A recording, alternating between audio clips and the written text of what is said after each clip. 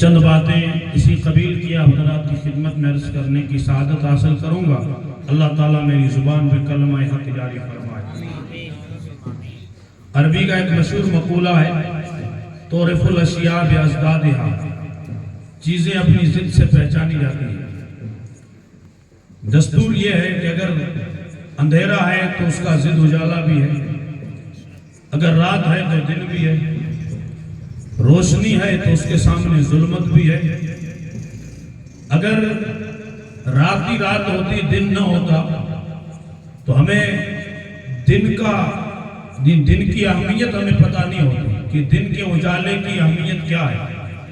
اسی طریقے سے اگر صرف اندھیرا ہی اندھیرا ہوتا تو ہمیں روشنی کا علم نہیں ہوتا۔ لیکن یہ دستور قدرت ہے کہ رات چاہے کتنی لمبی ہو لیکن رات ایک ٹائم پہ جا کے ختم ہوتی ہے، پھر صبح کا سورج نمودار ہوتا ہے۔ تب آدمی کو محسوس ہوتا ہے کہ رات کی قیمت کیا ہے اور دن کی قیمت کیا ہے۔ اور آپ اچھی طرح جانتے ہیں کہ جو آدمی سب سے زیادہ اندھیرے کو پسند کرتا ہو اسے اجالا پسند نہیں آئے گا۔ پوری طریقے پورے مکمل عزم کے ساتھ جس کا ایک زمانہ یا جس کی ایک زندگی گزر گئی ہو، اندھیرے کو دیکھتے دیکھتے اچانک اس کے بیچ میں اس کو اجالا نظر آئے تو وہ اجالے کو پسند نہیں کرے گا۔ جہاں ہر وقت جھوٹ بولا جاتا ہو وہاں اگر کوئی سچ بولنے والا آ جائے تو اسے لوگ پسند نہیں کرتے، اور جہاں پر صرف دھوکہ ہی دھوکہ دیا جاتا ہو وہاں پر اگر کوئی منصف آ جائے، انصاف کرنے والا اور راست گوئی اور حق گوئی کا ملکہ رکھتا ہو تو لوگ اس کو ہرگز پسند نہیں کریں گے۔ اس لیے کہ مارکیٹ جھوٹ کی، ظلم کی، تشدد کی، بربریت کی، اور یہ میں صرف یہ ذہن دے رہا ہوں آپ کو کہ میرے اور آپ کے آقا تاجدار مدینہ امام الانبیاء صلی اللہ علیہ وسلم کی آمد سے پہلے اس دنیا میں یہی حال تھا کہ لوگ اندھیرے کے دل دادا تھے، انہیں نور، اجالا، روشنی بالکل پسند نہیں تھی۔ وہ اندھیروں میں رہتے تھے، اندھیرے کو پسند کرتے تھے، انہیں ضرورت بھی اور کسی چیز کی نہیں تھی۔ مارکیٹ میں جھوٹ کا بول بالا تھا، غیبت، شراب نوشی، جوا بازی، زناکاری، بدکاری، قرضے کے ظلم اور گناہ جتنے پرکار کا ممکن ہے وہ اس معاشرے میں لوگ کرتے تھے۔ اور اس بیچ میں ایک نور کی کرن پھوٹی، ایک اجالے کا سویرا ہوا جس کی طرف کسی اہل دل نے اشارہ کیا تو کہا ہرا کے غار سے شمع نبوت کی کرن پھوٹی۔ ہرا کے غار سے شمع نبوت کی کرن پھوٹی کہ اجالا ہی اجالا ہو گیا ہر سو زمانے میں، اور کسر باقی نہ رکھی بزم امکان جگمگانے میں۔ عرب میں چاند نکلا اور چاندنی پھیلی زمانے میں۔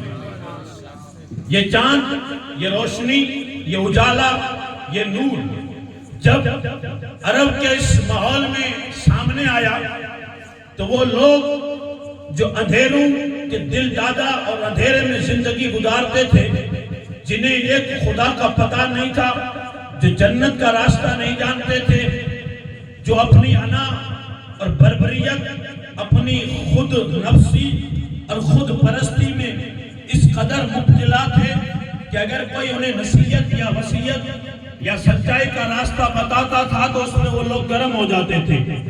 میرے اور آپ کے آقا تاجدار مدینہ امام الانبیاء فاران کی چوٹی پہ کھڑے ہو کے اعلان کیا، یا ایھا الناس قولوا لا الہ الا اللہ تفلحوا، اے لوگو کلمہ پڑھو کامیاب ہو جاؤ گے۔ گویا کہ کلمے کی صداقت، حقانیت، روحانیت، اس میں نور تھا، اس میں اجالا تھا، اس میں روشنی تھی۔ جب یہ چوطرفہ مکے کی پہاڑیوں پہ نور کا اجالا ہونے لگا تو جو لوگ اندھیرے میں تھے، جو لوگ بالکل گمنام تھے، جنہیں شرک، بت پرستی، نفس پرستی اس میں بالکل گم تھے، انہوں نے نور کو دیکھا، کہا یہ نور، یہ اجالا، یہ روشنی ہمارے معاشرے میں کیا مانگتی ہے، ہم اس کو مٹا دیں گے، ختم کر دیں گے۔ لیکن یاد رکھیے گا، میرے اور آپ کے آقا تاجدار مدینہ صلی اللہ علیہ وسلم کی سیرت سیرت طیبہ اور 1400 سالہ تاریخ کہنا کا مطالعہ کریں تو ایک بات سمجھ میں آتی ہے کہ اندھیرا چاہے کتنا کھٹا ٹوپ ہو، تاریکی چاہے کتنی اپنے عروج پر ہو، لیکن جب اجالا آتا ہے تو اجالا اپنا راستہ خود بنا لیتا ہے، جب روشنی آتی ہے تو اپنا راستہ خود روشنی بنا لیتی ہے۔ روکنے والوں نے روکا، ٹوکنے والوں نے ٹوکا، گڑھے کھودے، کانٹے بچھائے، راستے روکے، ظلم کیے، پتھر مارے، لیکن ہوا کیا؟ فانوس بن کے جس کی حفاظت ہوا کرے، وہ شمع کیا بجھے جسے روشن میرا خدا کرے۔ وہ میرے آقا تاجدار مدینہ کا نور، وہ نور جو دنیا میں پھیلنے لگا تو اس طرح پھیل رہا تھا کیونکہ تاریخ انبیاء جب پڑھتے ہیں تو جتنے بھی نبی میرے نبی سے پہلے آئے ان کی آمد کی زمین، ان کی تبلیغ اور ابلاغ کی جو زمین تھی وہ نرم زمین تھی۔ زیادہ تر نبی فلسطین میں، شام میں، مصر میں آئے ہیں، ان نبیوں کی سیرت پڑھیں تو وہ جس زمین پہ زمین تبلیغ انہیں دی گئی تھی وہ زمین مزاج میں نرم تھی، وہاں کے لوگ بھی نرم تھے، پھولوں کی زمین تھی، نقطوں کی زمین تھی۔ لیکن یاد رکھیے گا میرے نبی جس زمین پہ تشریف لائے تھے وہ زمین بھی پتھر کی تھی، وہ لوگ بھی پتھر کے تھے، وہ دیواریں بھی پتھر کی تھی، ہاتھوں میں بھی پتھر تھے اور دل بھی پتھر بن چکے تھے۔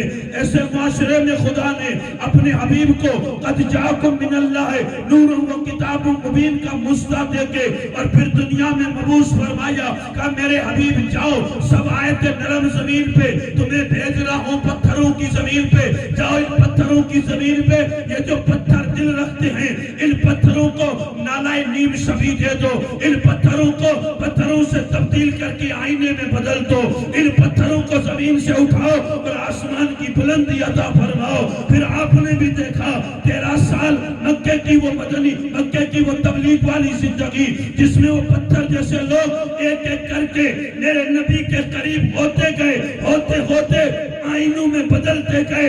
تب شاعر نے کہا ایک عرب نے آدمی کا بول بالا کر دیا، خاک کے ذروں کو ہمدوش سریا کر دیا، خود نہ تھے جو راہ پر اوروں کے ہاتھی بن گئے، کیا نظر تھی جس نے مردوں کو مسیحا کر دیا۔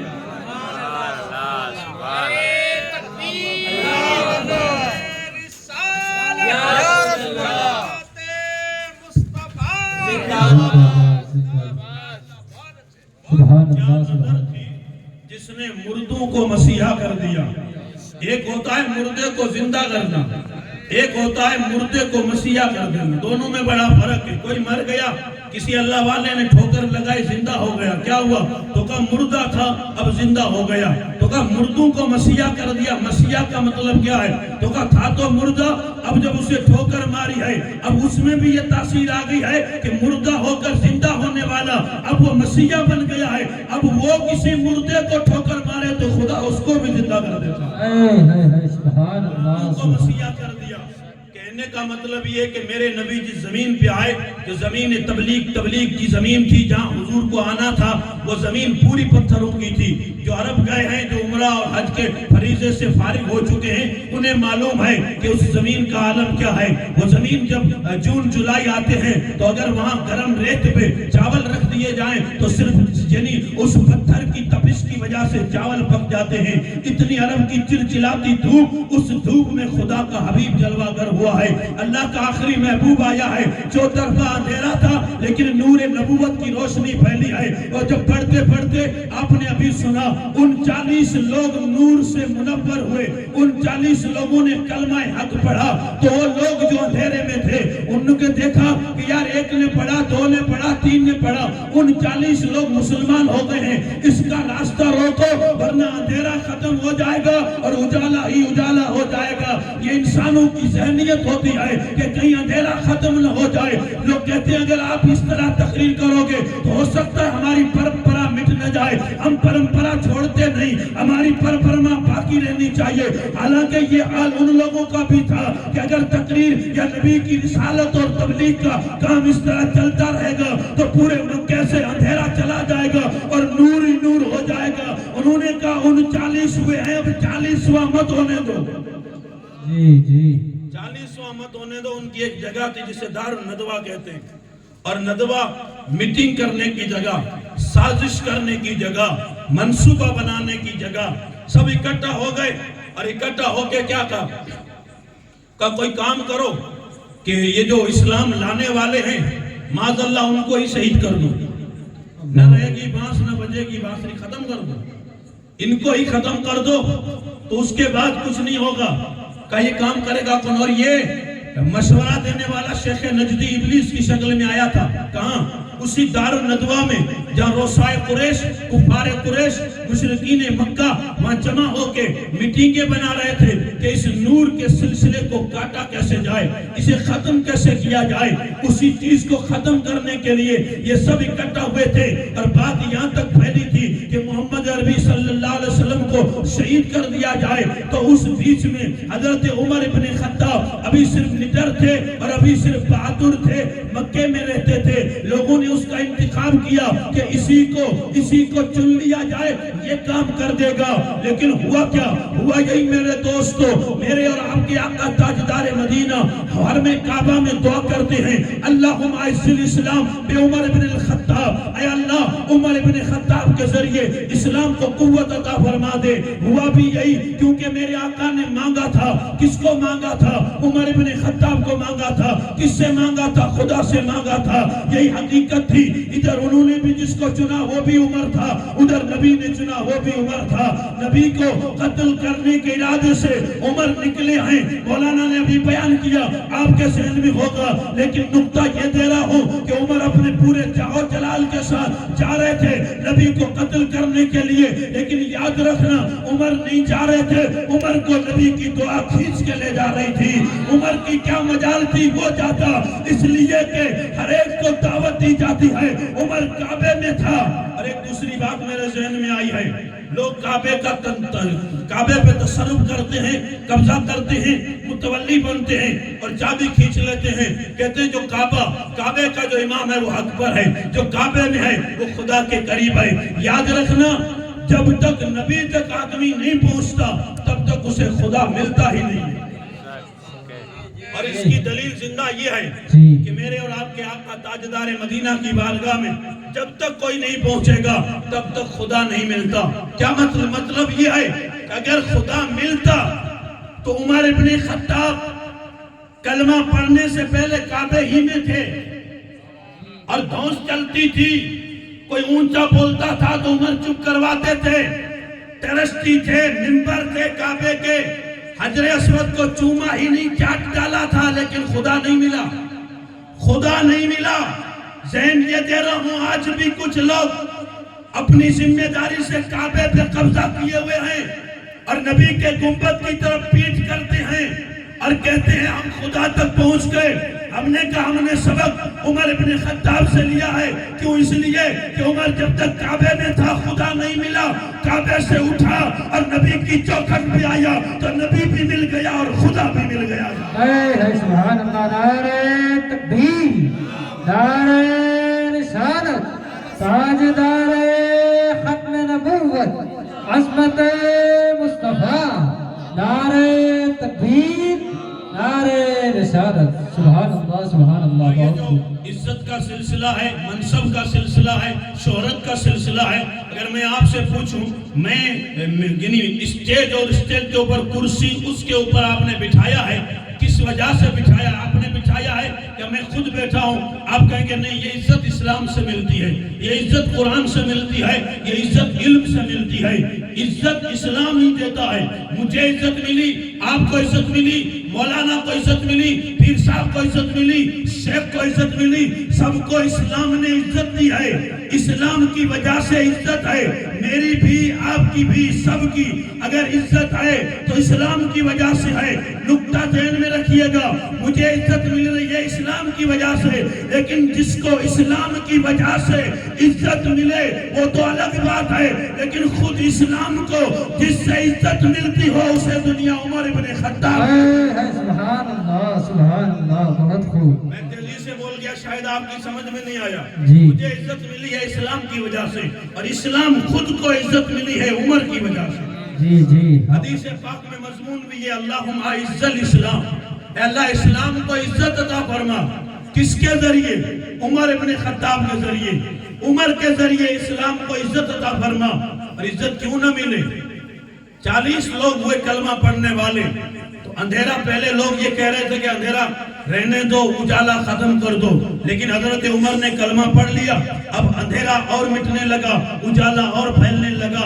بات یہاں تک پہنچی کہ پہلے اتنا نور تھا کہ سب گھر میں نماز پڑھتے تھے، لیکن اب نور کی کرنیں پھوٹی تو عمر نے اعلان کر دیا کہ اب گھر میں نماز نہیں پڑھیں گے، اب اگر نماز پڑھیں گے تو کھلم کھلا کعبے کے صحن میں پڑھیں گے۔ تو 40 لوگوں کی 2 صفیں بنائی گئی، ایک 20 کی دوسری 20 کی، ایک کے آگے عمر تھے، دوسرے کے آگے حضرت امیر حمزہ تھے، اور بیچ میں محمد عربی چلتے تھے، دونوں طرف جلوس کی شکل میں۔ اب لوگ کرتے کیا کرتے، اس لیے کہ اب کعبے کے صحن میں جا کے نماز پڑھی ہے حضرت عمر ابن خطاب نے، اس لیے کہ کعبے کا تالا وہ ٹرسٹی نہیں کھولنے دے رہے تھے، آج عمر ابن خطاب نے کھولا ہے۔ طاقت، روب اور زندگی کیا تھی عزیزان محترم، اس چیز کو کوئی چھپا بھی نہیں سکتا ہے۔ تاریخ شاید ہی عدل ہے کہ دنیا جانتی ہے حضرت عمر کا مقام اور مرتبہ کیا ہے۔ نعرہ تکبیر، نعرہ رسالت، سادات اعظام، نعرہ تکبیر، نعرہ رسالت، سبحان اللہ سبحان اللہ۔ اللہم صلی علی سیدنا و مولانا محمد بارک صلی علیہ الصلوۃ والسلام علیک یا رسول اللہ صلی اللہ تعالی علیہ وسلم۔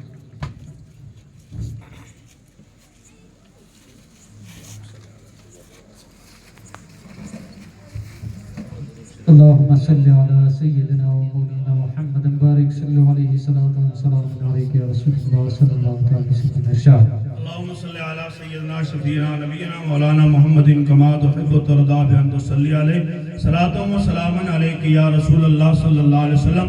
میں عرض یہ کر رہا تھا اسلام کو عزت ملی ہے تو حضرت عمر ابن خطاب کی وجہ سے ملی ہے، وہ میرے نبی کی دعا سے ثابت ہوا۔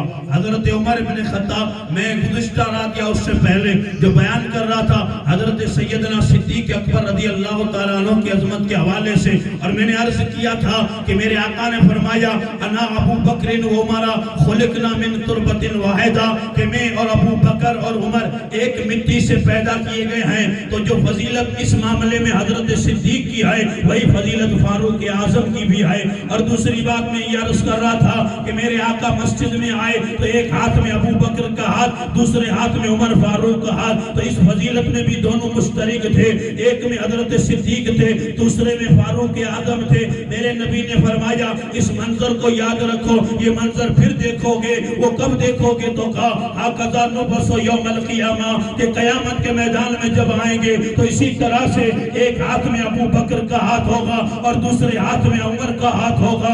حضرت عمر سے بہت سارے لوگوں کو چڑ ہے، آپ کو تو نہیں معلوم ہے، لیکن بہت سارے مقامات پہ حضرت عمر کا لوگ محرم میں پتلا بنا کے جلاتے ہیں۔ وہ چڑ کس بات کی ہے انہیں معلوم نہیں ہے۔ میں کہتا ہوں نادان، تجھے ایک مسجد کا ممبر بناتے ہیں تو مسجد کا متولی بننے کے مسجد کے فرائض نہیں سنبھال سکتا، چاہے کتنا بڑا ہو۔ عمر اس ذات کا نام ہے جو ایک دو نہیں 22 لاکھ مربع میل آدھی دنیا پہ حکومت کر رہا تھا، اور حکومت بھی بڑے تخت پہ بیٹھ کے نہیں کر رہا تھا، مسجد نبی کی ٹوٹی چٹائی پہ بیٹھ کے عمر حکومت کر رہا تھا۔ اور شان فاروقی یہ تھی کہ حضرت عمر کا اگر میدان کسرا میں کوئی نام لیتا تھا تو اس کے کنگرے ہلنے لگتے تھے۔ میں آپ کو کیا بتاؤں کہ عمر کی عظمت کا عالم کیا ہے، عمر کی شان کا عالم کیا ہے۔ خود مصطفیٰ فرماتے ہیں میرا عمر وہ ہے کہ جسے شیطان دیکھتا ہے تو راستہ بدل دیتا ہے، وہ راستہ شیطان بدلتا ہے۔ اور کتنے بھی آج عمر کے ذکر سے چڑھتے ہیں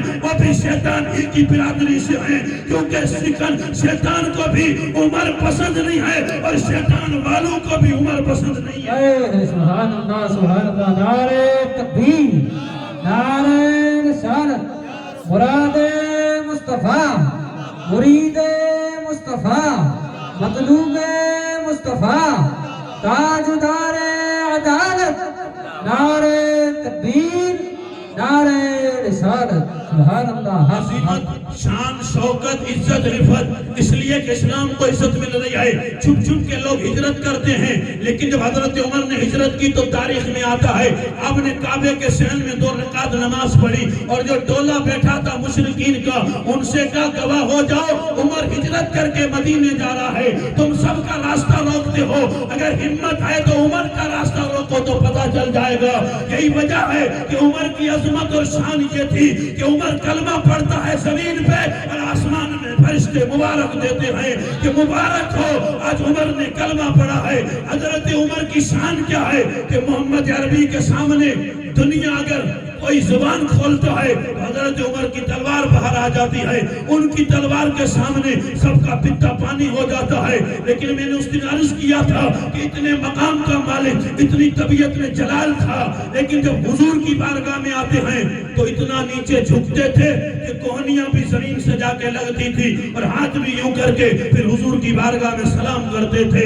ایک یہودی اور منافق کی بات آپ نے نہیں سنی، فیصلہ کرایا حضور کی بارگاہ میں، یہودی کے حق میں فیصلہ ہو گیا تو منافق کہنے لگا نہیں مجھے یہ فیصلہ منظور نہیں ہے، میں تو عمر سے فیصلہ کرواؤں گا، مجھے نبی کا فیصلہ منظور نہیں ہے۔ کیونکہ اس دور میں بھی ایسے لوگ تھے جو نماز تو پیچھے ہی پڑھتے تھے لیکن دل میں نفاق رکھتے تھے، منافق ہوتے تھے۔ یار ہم کہیں آج لوگ دو طرفہ کیوں ہو جاتے ہیں؟ تو میرے بھائی تعجب نہ کر، لوگ تو نبی کے پیچھے نماز پڑھ کے بھی منافق رہ گئے، تو ہماری اوقات ہی کیا ہے؟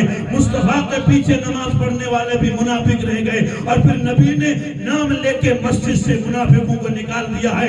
اور یہ بات ذہن میں رہے کہ ہر کلمہ پڑھنے والا مسلمان اور ہر مسجد جہاں 5 وقت کی نماز ہوتی ہو اسے کیا مسجد کہا جا سکتا ہے؟ تاریخ میں ایک ایسی مسجد آپ کو بتاؤں کہ جس مسجد کو میرے نبی نے حکم دیا کہ اس مسجد کو گراؤ، پھر اس مسجد کو آگ بھی لگاؤ، تاریخ میں اس مسجد کا نام مسجد زرار ہے۔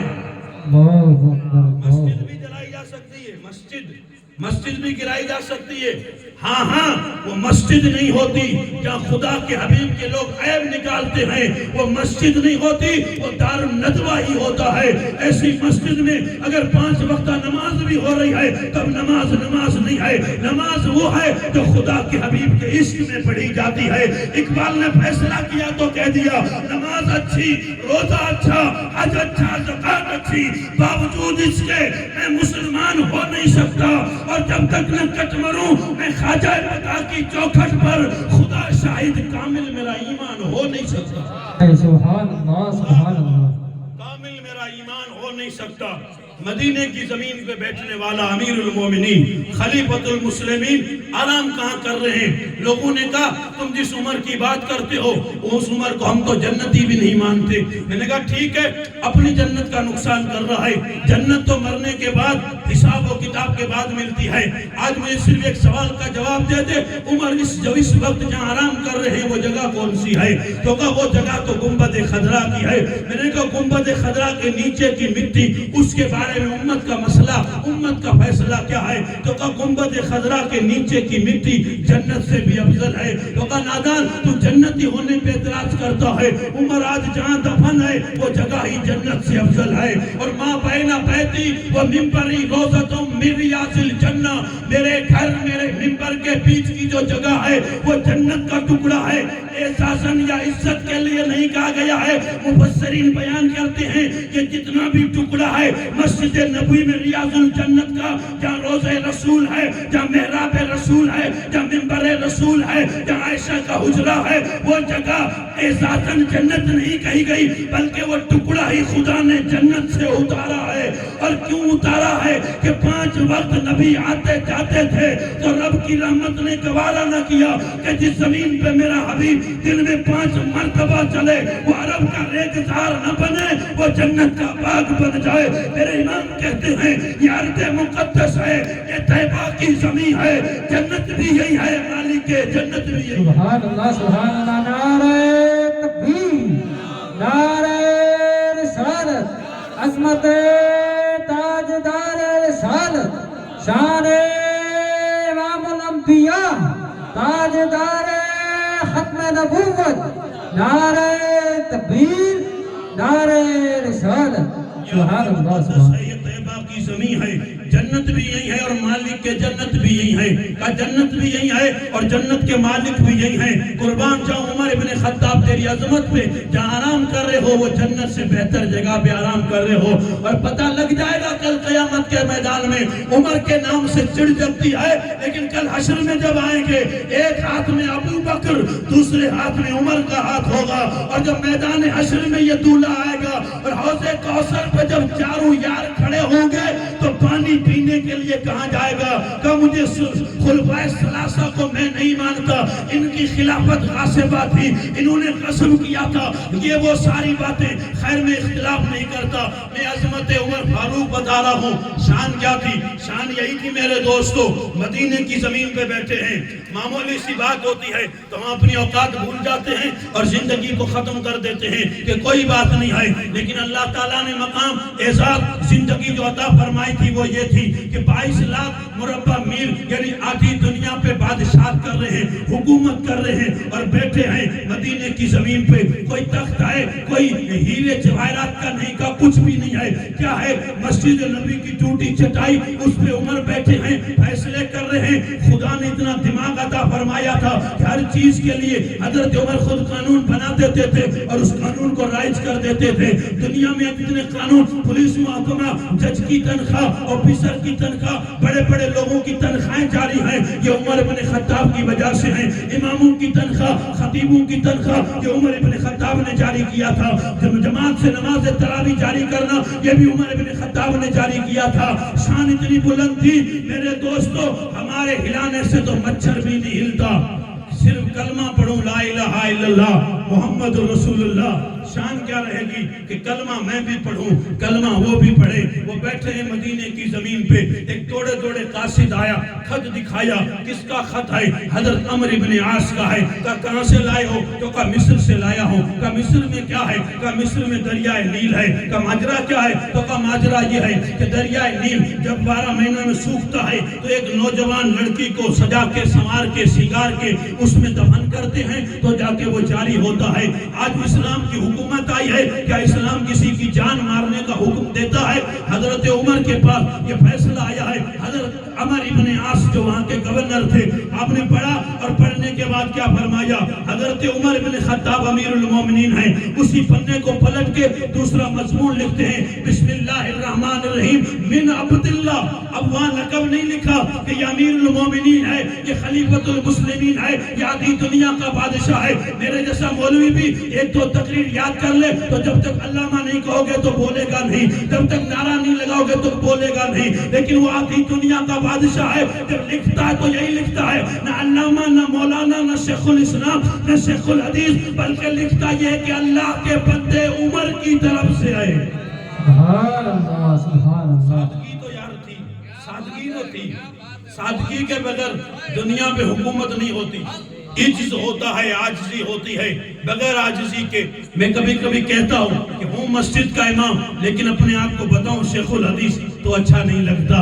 اچھا وہی لگتا ہے جو میری اوقات ہے، جو میری حد ہے، اس حد میں اگر میں رہوں گا تو بہت خوبصورت جچوں گا، لیکن حد کراس کر جاؤں گا تو پھر میں اچھا نہیں لگتا۔ تو عمر ابن خطاب، حالانکہ یہ جتنے بھی القاب آج چڑھے جا رہے ہیں، یہ وہ فلاں فلاں، یہ القاب عمر کے سامنے کوئی اوقات ہی نہیں تھی۔ عمر کا لقب اس سے کم کیا ہو، اس سے بڑا کیا ہوگا کہ عمر کو دنیا مطلوب مصطفیٰ کہتی ہے اور مراد مصطفیٰ کہتی ہے۔ جو مراد مصطفیٰ بھی ہو اور مطلوب مصطفیٰ بھی ہو، اسے کوئی شیخ الاسلام لکھے یا نہ لکھے کوئی فرق نہیں پڑتا۔ جی جی، سبحان اللہ، سبحان اللہ۔ اور خط لکھ رہے ہیں، اور آج تو موبائل کا زمانہ ہے، لیکن ایک زمانہ تھا ہمارے یہاں بھی خط و کتابت کا زمانہ ہوتا تھا، خط لکھتے تھے۔ کوئی دور پردیش میں ہوتا تھا اس کے نام لکھتے تھے، تو لکھتے تو یہی تھے، کوئی دوست کے نام، کوئی بھائی کے نام، کوئی بیٹے کے نام، کوئی رشتہ دار مہمان کے نام خط لکھا جاتا تھا۔ لیکن کبھی آپ نے یہ سنا کہ کسی مالیہ کے اتنے بڑے آدمی نے ایک خط لکھ دیا ہو کسی پانی کے نام یا کسی آگ کے نام یا کسی درخت کے نام یا کسی یعنی بے جان چیز کے نام لکھا ہو؟ کہیں گے ایسا نہیں ہو سکتا ہے۔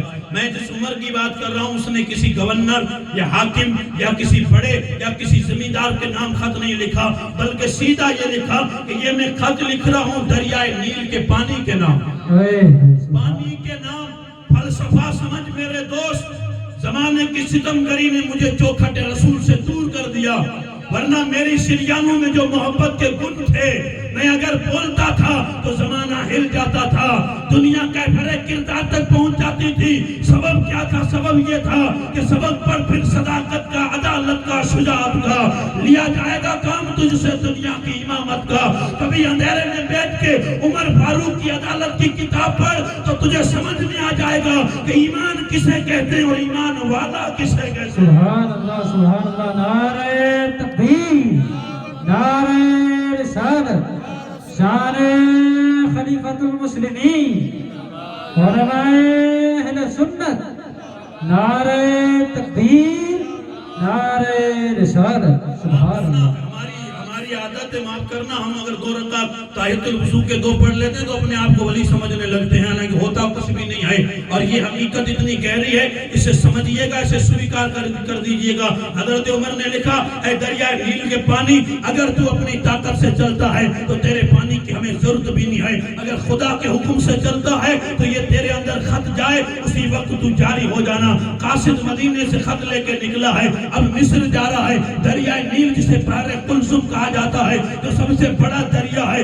اس دریا میں کئی نہریں نکلتی ہیں، اس دریا کے نام عمر کا خط جا رہا ہے۔ جب خط لے کے قاصد پہنچا تو وہاں کے یہودی نصرانی وہ بھی دیکھنے کے لیے آئے کہ کیسا بادشاہ ہے کہ پانی کے نام خط لکھ ڈالا ہے، اتنا پاور ہو سکتا ہے کہ پانی پہ بھی حکومت کرتا ہے، ہوا پہ بھی حکومت کرتا ہے، تو کہا حکومت کی تو کیا بات کرتے ہو، جب سے کلمہ پڑا ہے تو زمین پر بھی حکومت ہے، آسمان پر بھی حکومت ہے۔ سبحان اللہ سبحان اللہ، بہت خوب، سبحان اللہ لیکن سبحان کلمہ اللہ یہاں سے نہیں پڑا تھا، کلمہ یہاں سے پڑا تھا، جی کلمہ پڑھنا بھی نہیں آتا، معاف کرنا، لا الہ الا محمد رسول اللہ، نہ جانے کیسے لوگ پڑھتے ہیں اور 60 برس گزر جاتے ہیں، صحیح سے کلمہ پڑھنا بھی نہیں آتا ہے، اور کہنے کو میں اپنے آپ کو مسلمان ہوں، اور کئی اتنے جنازے پڑھ لیے کہ جنازے کی دعا تک یاد نہیں ہوگی۔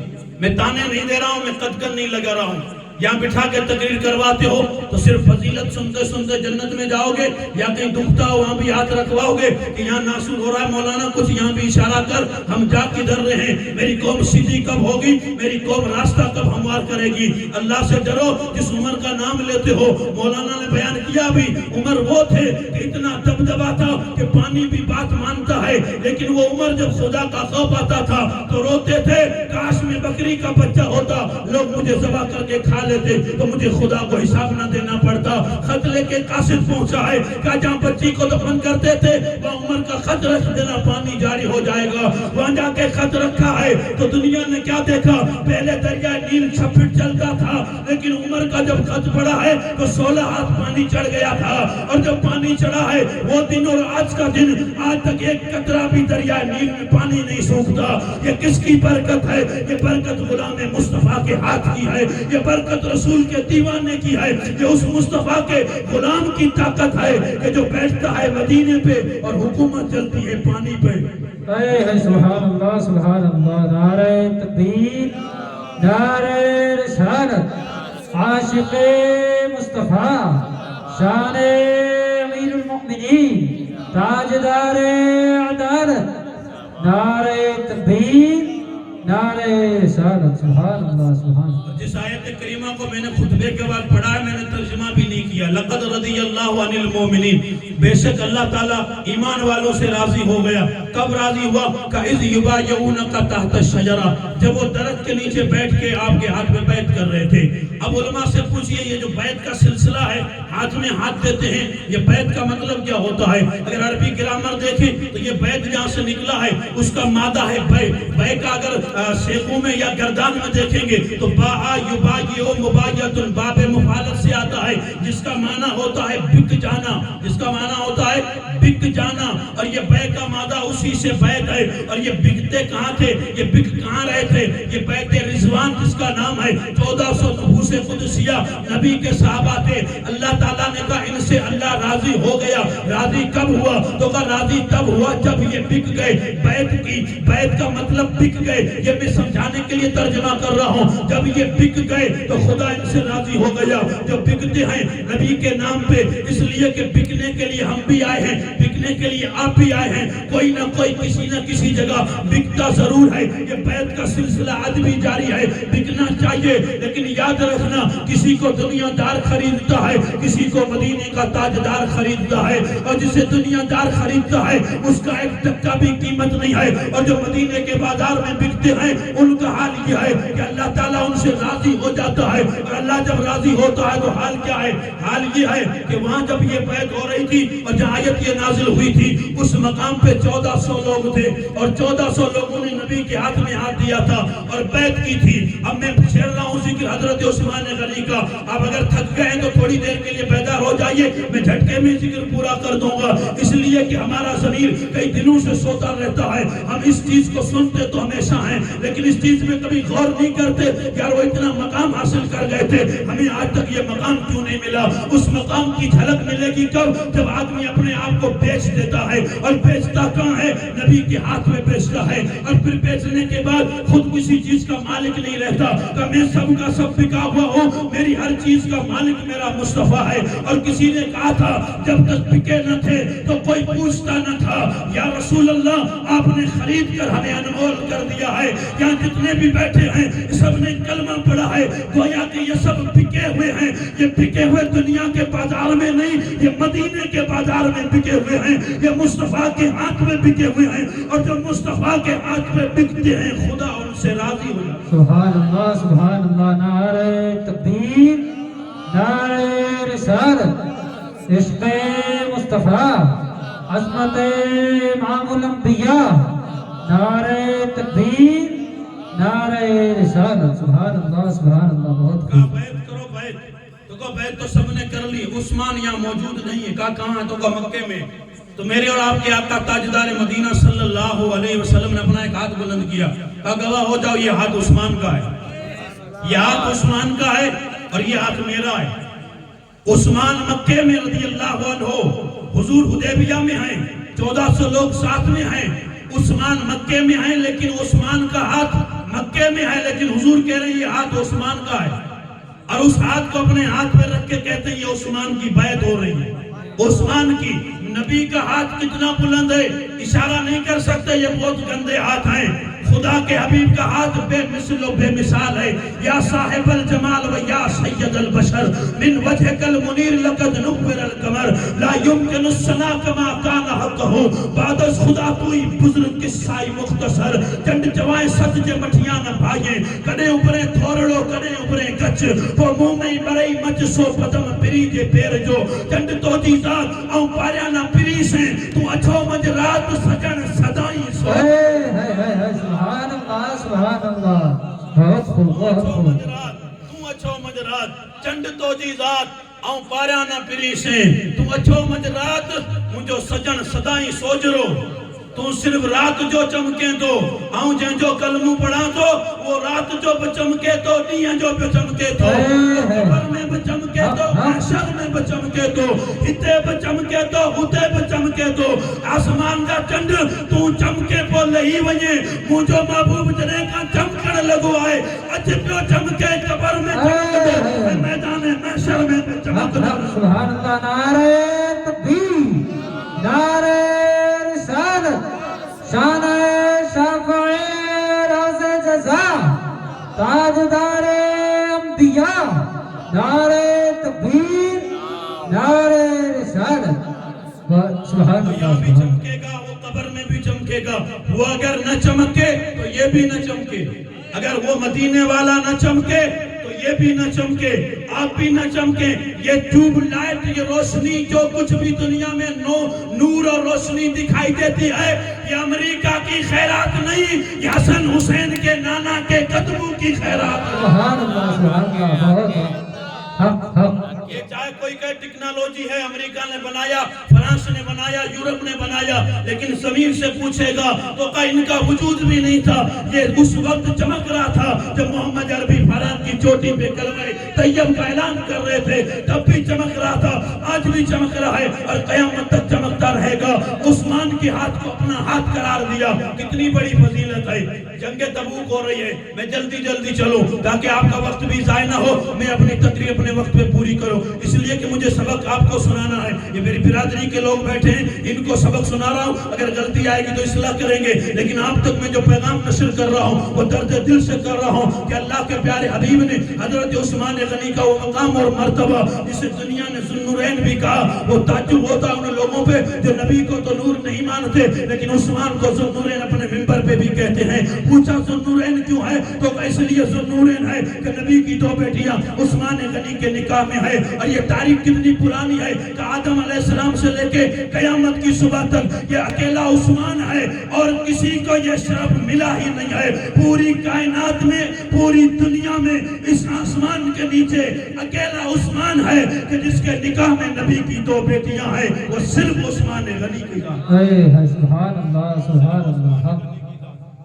جنگ تبوک پہ کہا مال دو گے, اٹھے ایک کر کے. حضرت عثمان نے کہا 100 اونٹ دے رہا ہوں. میرے آقا نے بلال سے کہا اور اعلان کرو. حضرت بلال پھر اعلان کرتے, کہا 200 اونٹ, 300 اونٹ. یہ چلتی رہی جب تک بلال اٹھتے رہے. حضرت عثمان 100 بڑھاتے, یہاں تک کہ 950 اونٹ ہو گئے.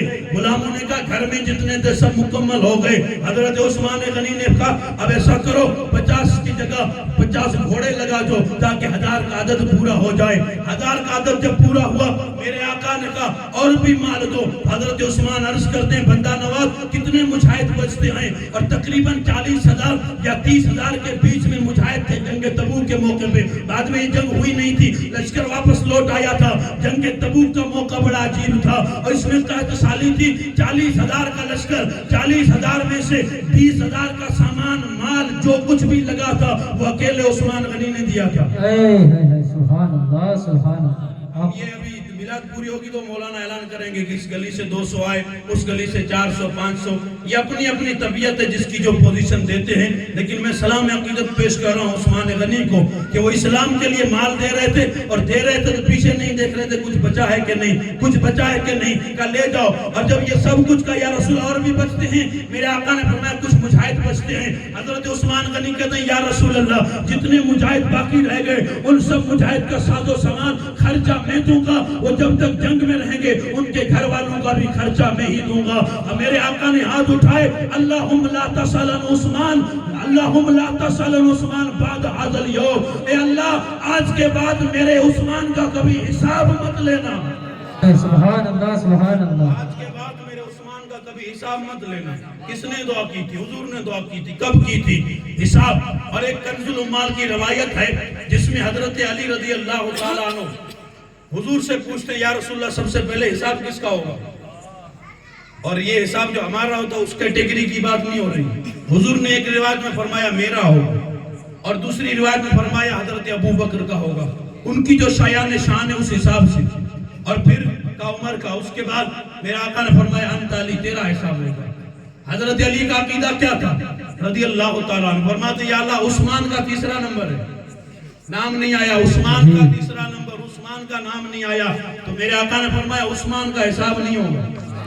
میرا عثمان پہلا وہ شخص ہے جو بغیر حساب کے جنت میں جائے گا.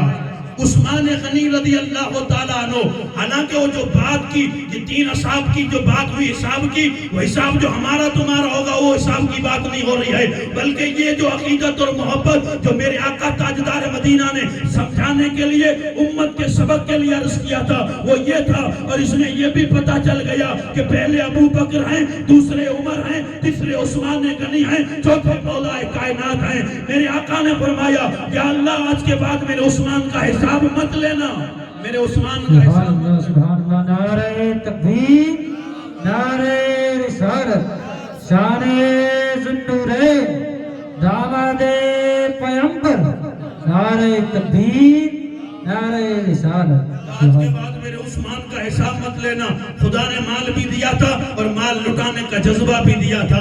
دولت بھی مانگو تو عثمان کے خزانے کی مانگا کرو, قارون کے خزانے کی مت مانگا کرو. اگر قارون کی دولت ملے گی تو 1 روپیہ بھی خرچ کرنے کا حوصلہ نہیں ہوگا. اگر عثمان کے خزانے کی دولت مل گئی تو یہاں بھی مالا مال ہو, قبر میں بھی مالا مال ہو, محشر میں بھی مالا مال ہو. حضور رحمت عالم کا ایک جملہ ابو بکر صدیق کے بارے میں, ایک جملہ عمر کے بارے میں, ایک جملہ عثمان کے بارے میں, ایک جملہ مولا کائنات کے بارے میں. میرے آقا صلی اللہ علیہ وسلم نے سب کی ایک ایک فضیلت الگ الگ بیان کر کے دنیا کے سامنے واضح کر دیا ہے. یہ مقام ابو بکر کا, یہ مقام عمر کا, یہ مقام عثمان کا, یہ مقام مولا علی کا رضوان اللہ تعالی علیہ اجمعین. دنیا اپنی من مرضی سے اگر کوئی بات کرے یہ تو اس کا اپنا فیصلہ ہوگا, ورنہ زبان رسالت سے نکلی ہوئی بات پتھر کی لکیر تقدیر ہے، اس میں کوئی دو رائے نہیں ہے۔ امام احمد رضا فرماتے ہیں نور کی سرکار ہے، یعنی نور کی سرکار ہے، وہ مبارک عثمان بھی ذو نورین جوڑا نور کا، ہو تمہیں مبارک کہ نور کی سرکار سے پایا، تو سالہ نور کا ہو مبارک تمہیں ذو نورین جوڑا نور کا، تیری نسل پاک میں ہے بچہ بچہ نور کا، تو ہے عین نور تیرا سب گھرانہ نور کا۔ اگر اس نور سے وابستہ ہونا چاہتے ہو تو دل میں چار یار کی بھی محبت ہو، پنج تن کی بھی محبت ہو، اہل بیت کی بھی محبت ہو، رسول کے غلاموں کی بھی محبت ہو۔ جب یہ محبت ہوگی تو جب حشر میں آئیں گے تو ہوگا کیا؟ ڈھونڈا ہی کرے صدر قیامت کے سپاہی، وہ کس کو ملے جو تیرے دامن میں چھپا ہو۔ اگر میرے کہنے میں کوئی غلطی ہوئی ہو تو خدا کی بارگاہ میں توبہ کرتا ہوں، استغفر اللہ ربی من کل ذنب و اتوب الیہ، اشہد ان لا الہ الا اللہ و اشہد ان محمد عبدہ و رسولہ۔ السلام علیکم۔